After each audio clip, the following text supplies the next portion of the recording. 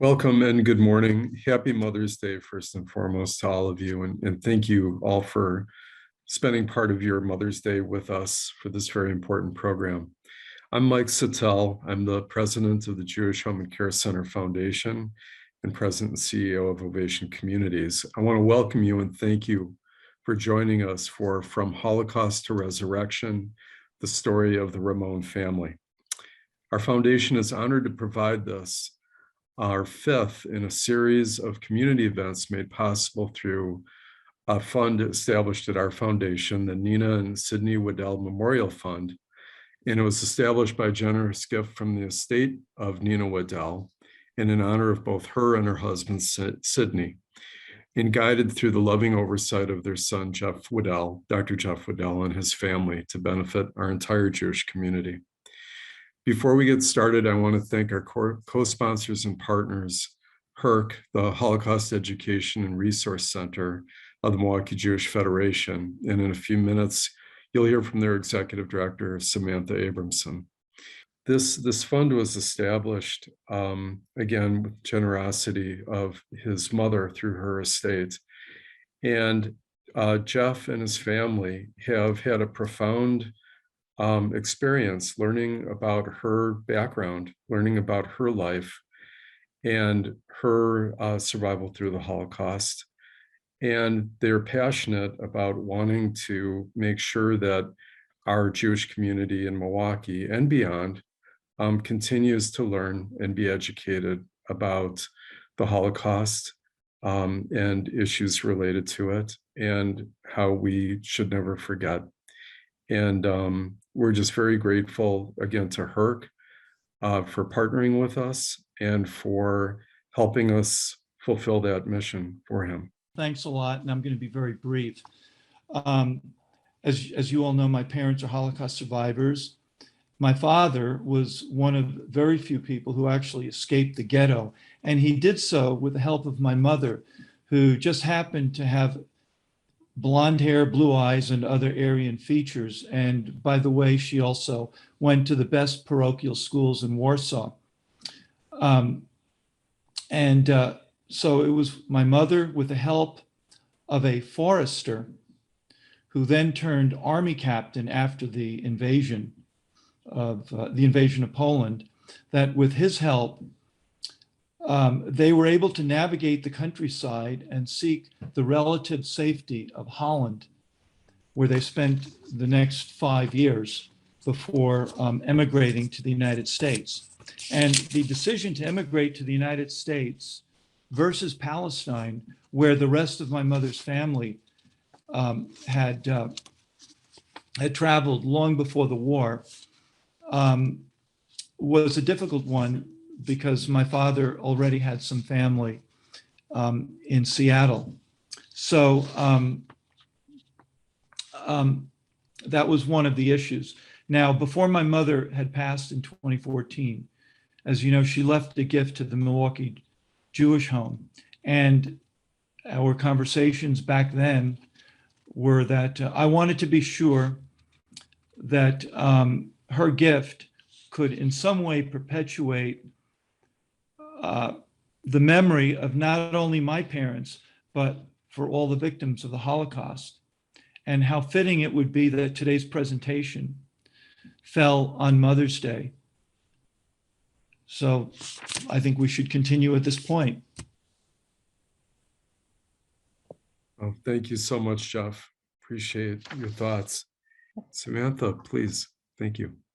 Thank you. And I'm Samantha Abramson. I'm the executive director at HERC, and I just want to extend our organization's appreciation to you, Mike, and to Tanya and Malika and everybody at Ovation who welcomed us into this partnership again this year. We're so honored to be part of this program.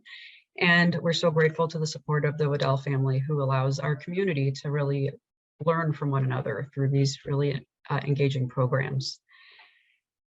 So when we were thinking about what this program was going to look like this year, and it was suggested that we focus on the Ramon family, I felt that it was so perfect.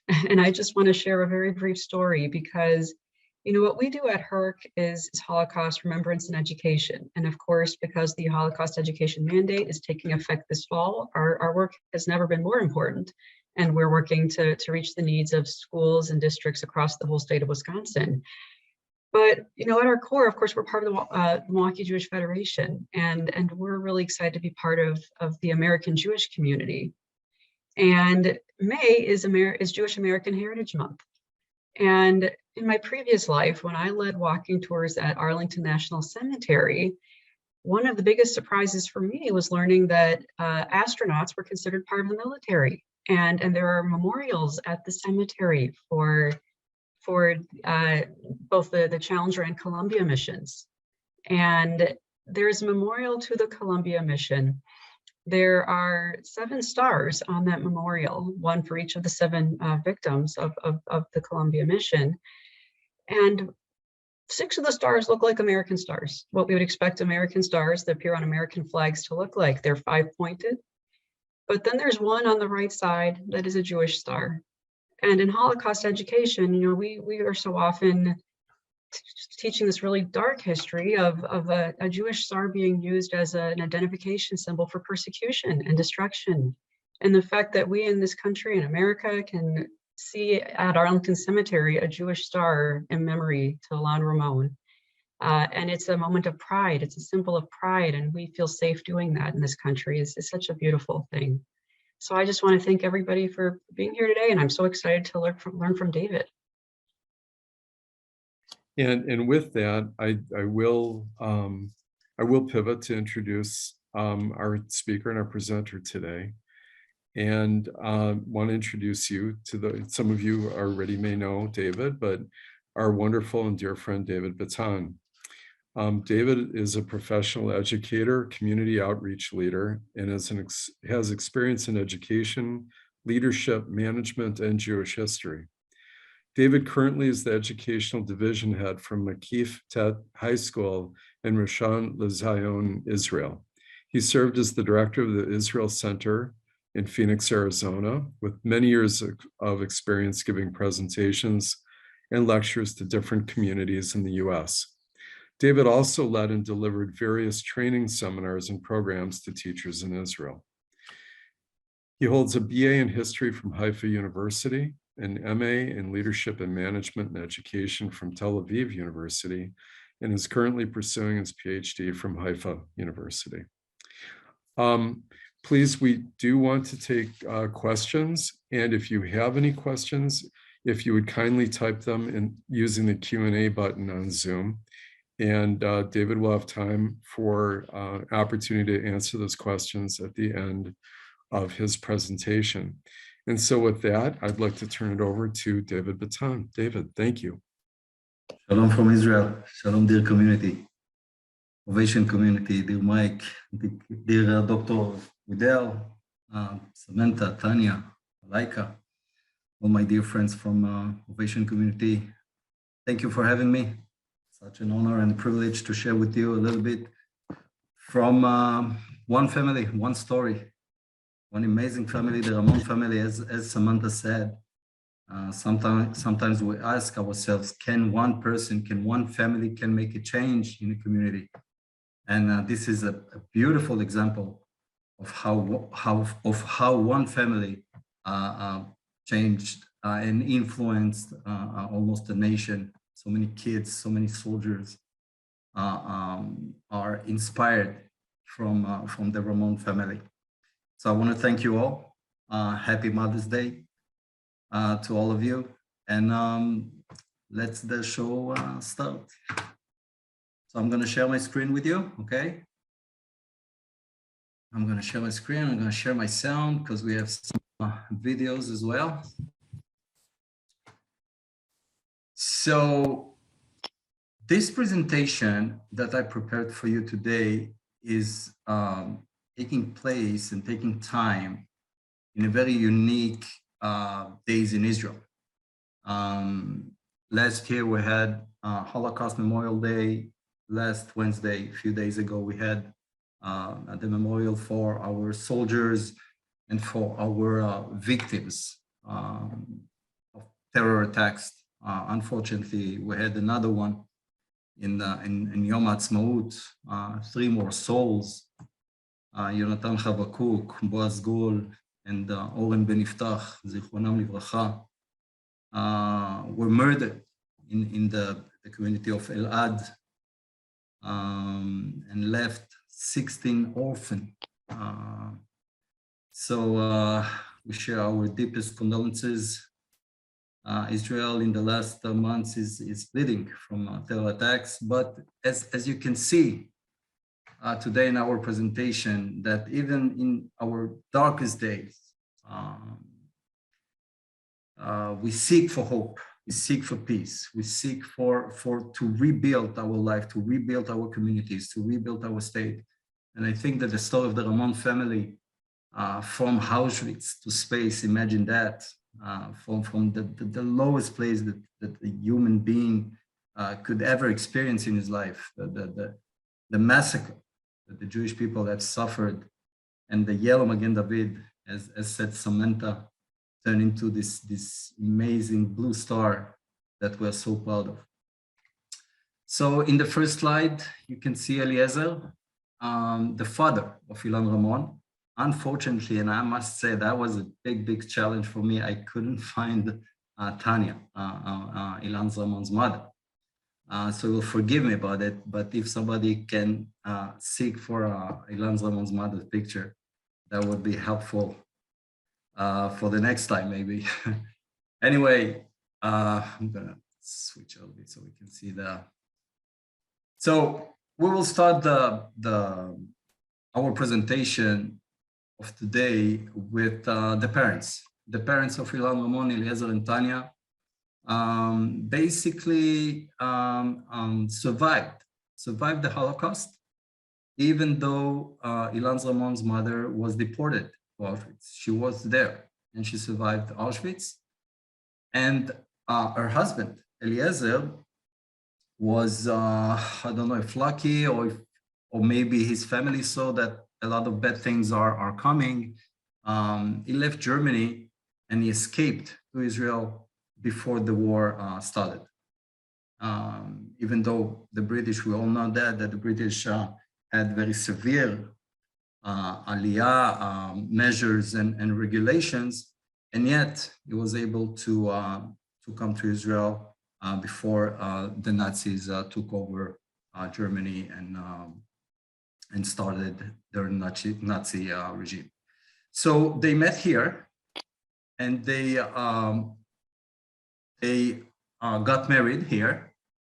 And now I want to talk a little bit of the parents, the grandparents of Ilan Ramon, because they were perished in the Holocaust. They were exterminated in the Holocaust. And the mother of Ilan Ramon, as you can see on the right side of my presentation, she filled in this memorial testimony on behalf of her father. So what you can see on the right side of the screen is Karpel Yitzchak. Karpel Yitzchak is the father or the grandfather of Ilan Ramon, is the father of his mother. And as you can see, they are really, the family is really into this Holocaust memorial. So Ilan Ramon was really influenced by it. We all know that the second generation of the Holocaust, not only psychologically, but they wanted to know, they wanted to reveal the stories of the families. And the story of the Holocaust was very present in Ilan Ramon's family and day-to-day life.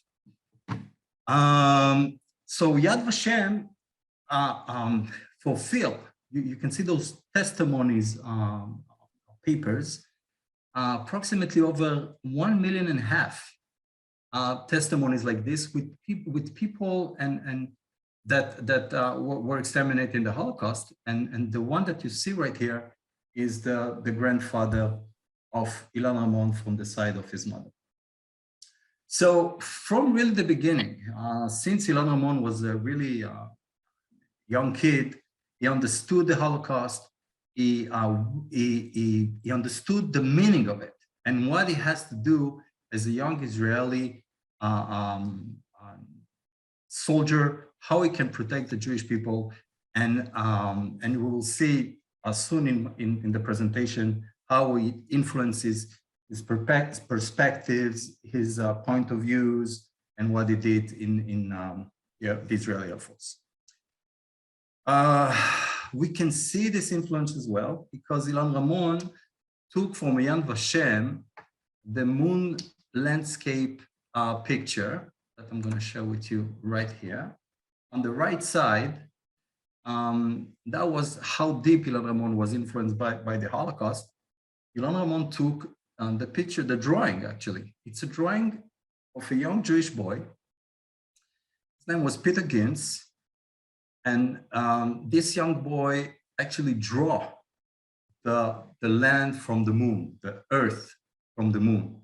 This is, he was deported to Theresienstadt, and from Theresienstadt, he was deported to Auschwitz, and this is where Peter Ginz was killed in Auschwitz, but the drawing survived. So imagine that, a 14 years old little boy drawing Earth from the moon. And who is going to fulfill is this vision? Who is going to fulfill this unbelievable? We use the word unbelievable too much, but this is really unbelievable. The fact that this drawing from a little boy in Theresienstadt basically arrived to the moon with Ilan Ramon. So you can see really how Ilan Ramon was affected by was influenced by the Holocaust, and it was a part of his education. And this drawing is absolutely something very remarkable, because can you believe this? In Theresienstadt, having the imagination, having this vision, drawing Earth from moon. So in the left side, you see Peter Ginz, and on the right side, I will let you enjoy for a few more seconds from the picture of Peter Ginz.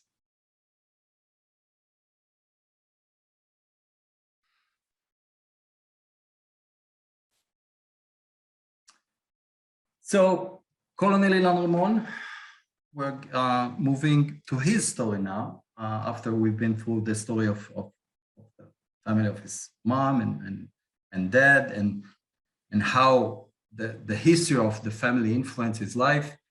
Ilan Ramon, Israeli pilot, first Israeli in space.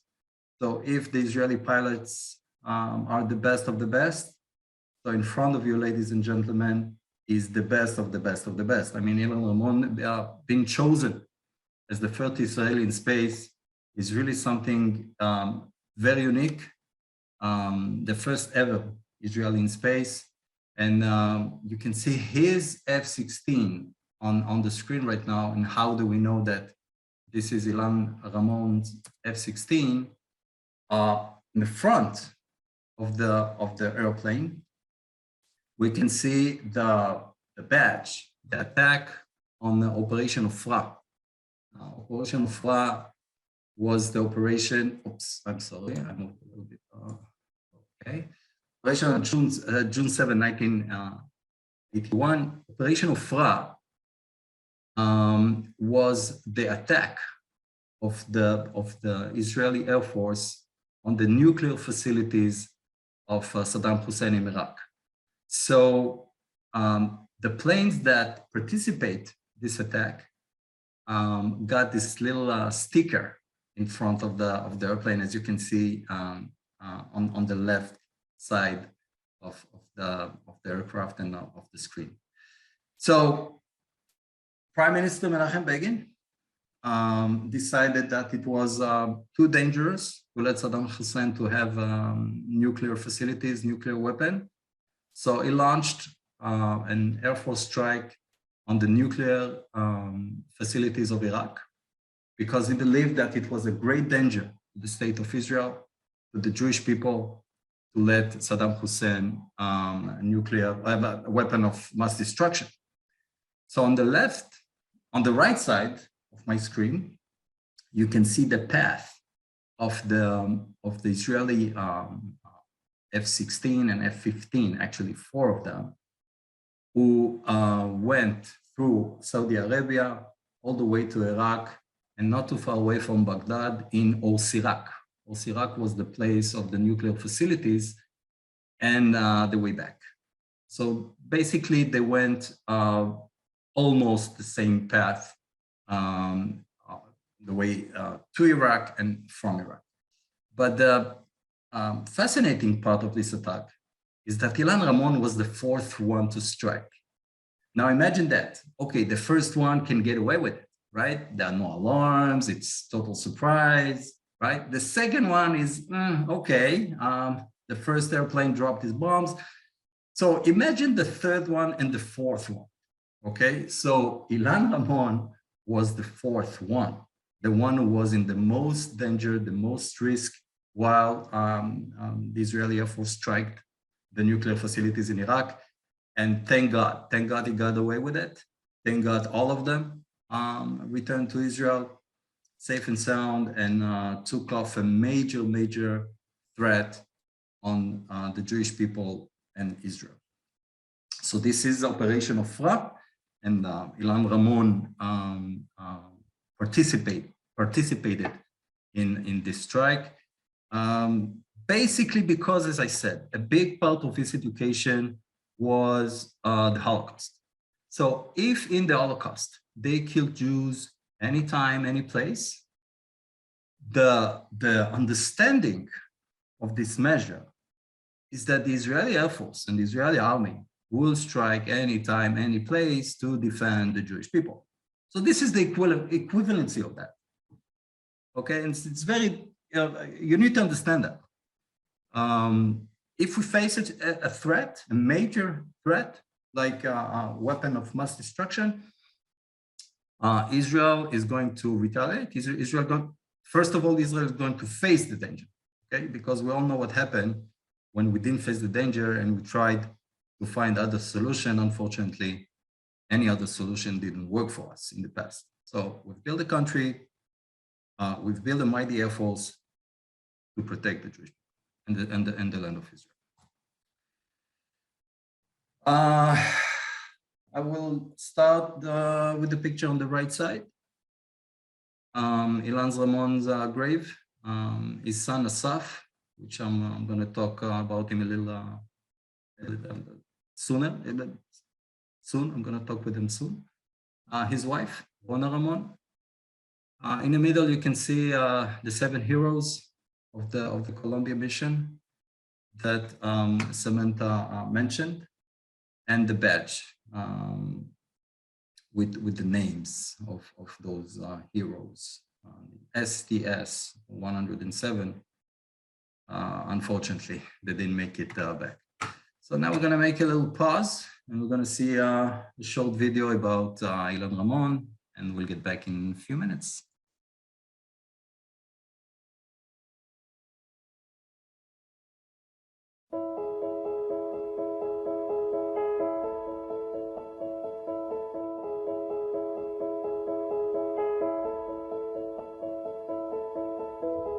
Ilan Ramon, the first Israeli to fly in space. Here comes the Superman entry of the astronaut from Israel. They took several special things. First of all, the Israeli flag, the Israeli Declaration of Independence. The unmistakable signs of a vehicle breaking up. The Columbia is lost. There are no survivors. These men and women assumed great risk in the service to all humanity.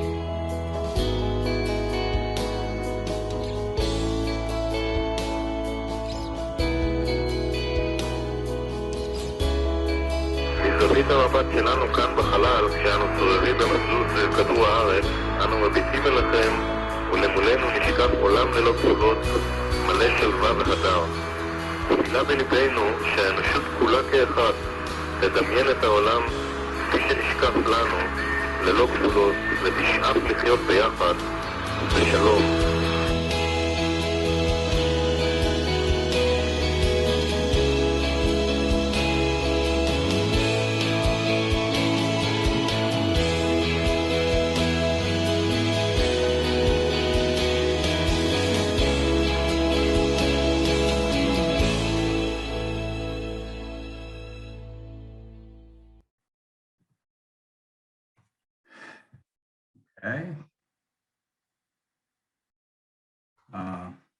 continue. So how the education influence a person, okay? We can see that very clearly with the items that Ramon took with him to space. And this is fascinating to see the values of Ilan Ramon through the objects that he took with him to space. So, of course, the symbol of Israel, very, very proud, very Israeli patriotic, took the symbol of we call it Nes HaNassi, the symbol of the state of Israel, of the president of Israel. He took with them the flag, the Israeli flag.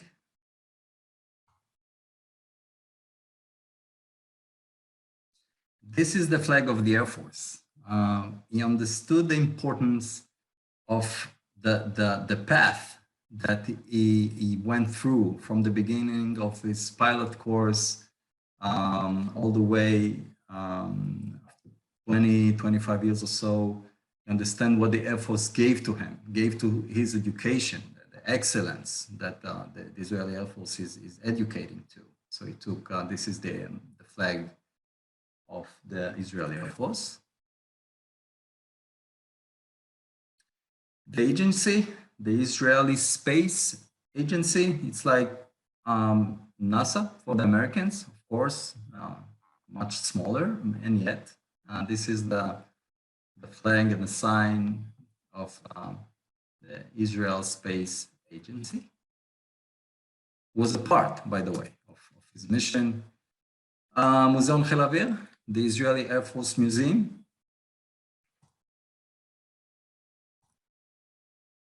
The city of Ramat Gan, this is where he lived before leaving to the States for his space mission. So he took the flag of the city. The Beersheba flag.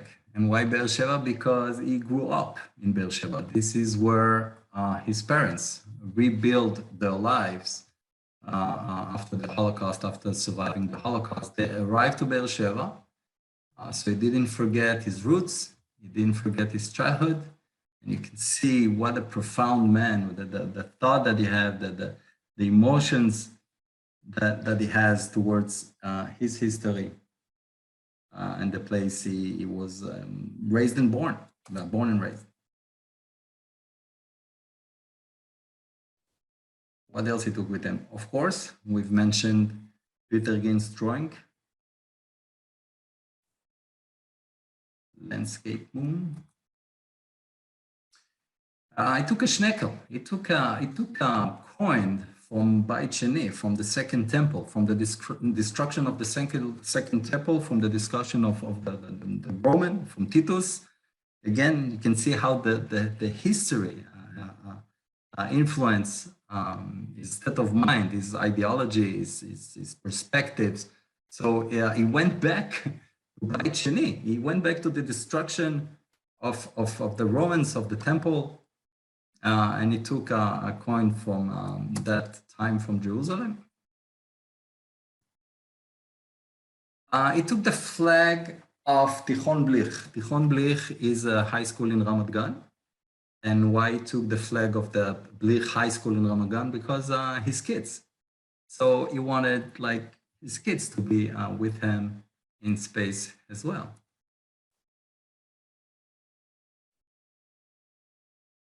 He took the Tanakh with him, the roots, the values of the Tanakh, the foundation of the Jewish people.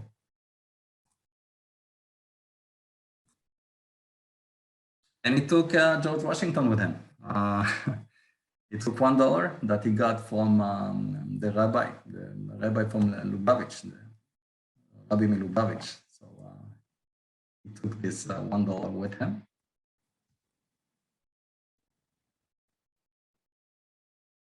And now I would like to share with you the continuation of this family, because not only that they've been through the Holocaust, not only they've been through Auschwitz, not only they had the massacre, but Ilan Ramon never got back. I will translate you the picture on the left upper side of your screen.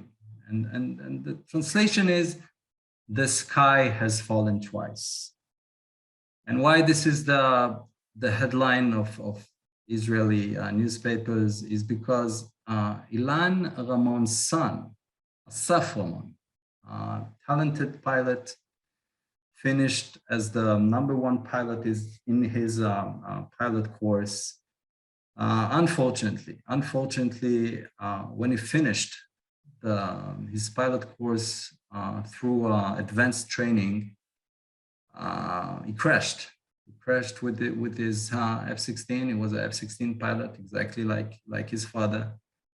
And Asaf Ramon finished his life in this unbelievable crash.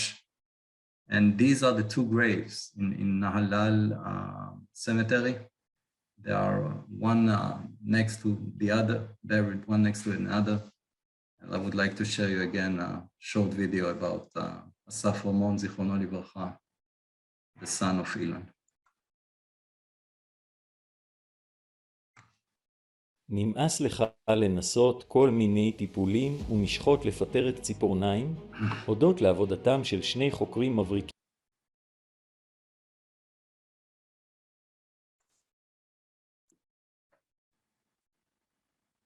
Well, there's a short announcement in Hebrew about the crash of the airplane. היום בצהריים מתרסק מטוס מסוג F-16A, נץ של חיל האוויר בדרום הר חברון. הטייס, סגן אסף רמון, נספה.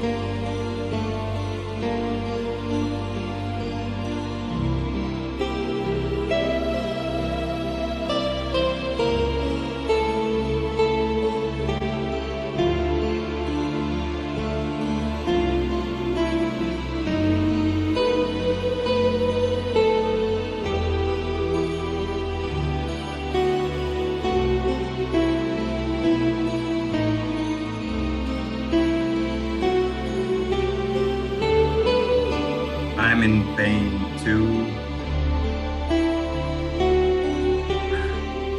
I cry too.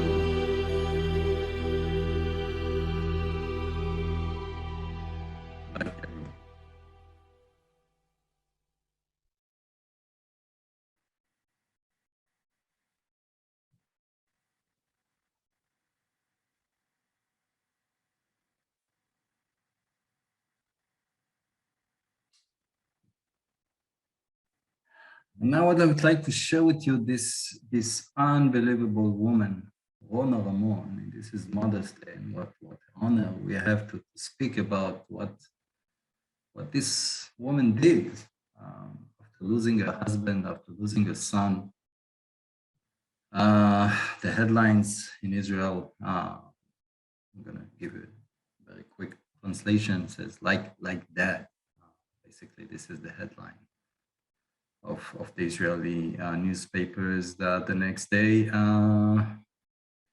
So again, from this dark and painful and things that, God forbid, you can't even imagine. Rona Ramon stood up.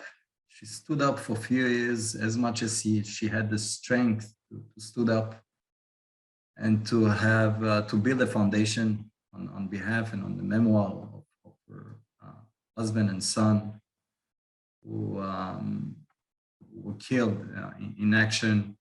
And she contributed so much to Israel, to students, teach them about excellence in math and physics and Zionism and Judaism.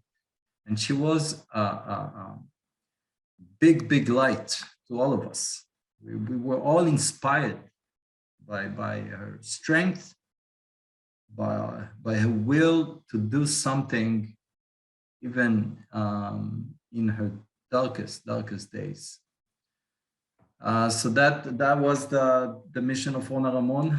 She built the Ramon Foundation together with the Israeli government. And she's leading the mission of the Second Israel in Space. She has a lot of educational programs for youth in Israel. And unfortunately, she passed away as well.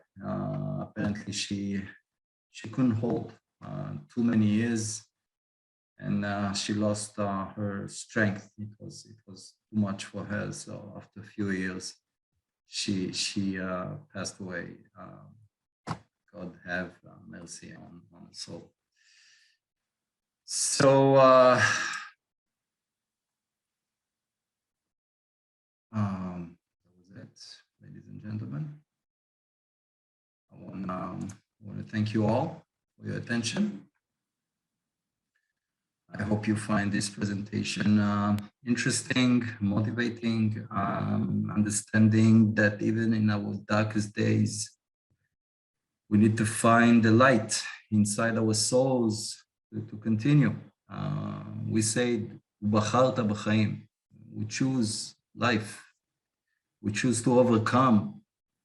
And the Ilan Ramon family is an unbelievable, amazing family that shows us that Bacharta b'chaim is not just a say. And the will for life, the will for hope, the will for peace, the will to build a better future, and how one family, one person can influence an entire nation. I can share with you in a personal moment that it influenced me dramatically in my life. It influenced my son as well. Went to pilot course. And thank you for being with me. That's it. Thank you. Thank you, David. Thank you so much. We do have a couple of questions that came through during the presentation. Wondering about who now represents the family in carrying on the family's foundation, first of all. Okay, so now the two brothers, the two siblings of Asaf, Tal, mainly Tal Ramon, is now approximately around his 30s.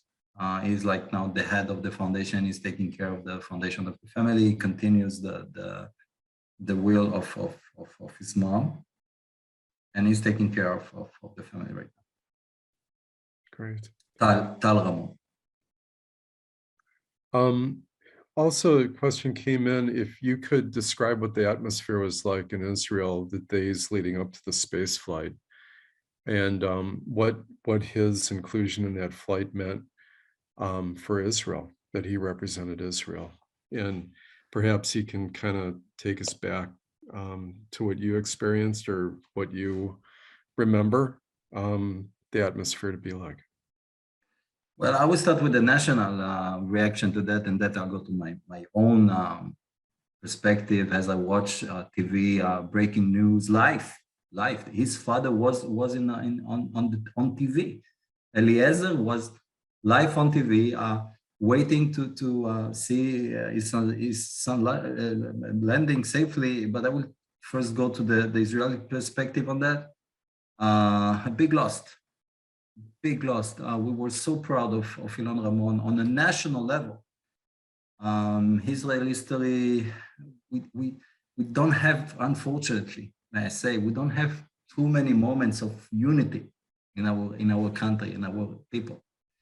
And that was one of the moments that you really felt this unity. How proud left-wingers, Haredim, Datiim, that say that everybody were so proud of Ilan, of his achievement, how inspired generation of generations because of that, reaching space, the first Israeli in space. And it was devastating. Really, I remember myself actually crying in front of the TV when I saw his father live on TV, watching, understanding immediately that something really went wrong. And then you're sitting in front of your TV in your living room and you're crying because from this moment of proudness and happiness and we did something. After 60 years or something of the establishment of the re-establishment of the State of Israel.